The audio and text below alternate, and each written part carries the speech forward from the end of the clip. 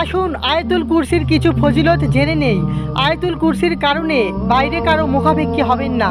আয়াতুল কুরসি পাঠ করার মাধ্যমে আপনার মনের সব বাসনা পূর্ণ হবে।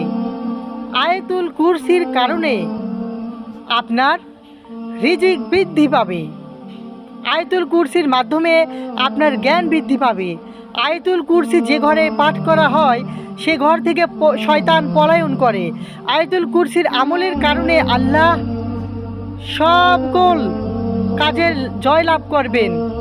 আয়াতুল কুরসির আমলের কারণে রুহু সহজেই কবজ করা হয়, অর্থাৎ যখন আপনার থেকে আপনার রুহুকে ছিনিয়ে নেওয়া হবে তখন আজরাইল আলাইহিস সালাম আপনাকে কষ্ট না দিয়ে খুব সহজে আপনার রুহুকে নিয়ে যাবে, যেমন ঝর্ণা থেকে পানি বের হয়। সুবহানাল্লাহ। এরপর আয়াতুল কুরসির আমলের কারণে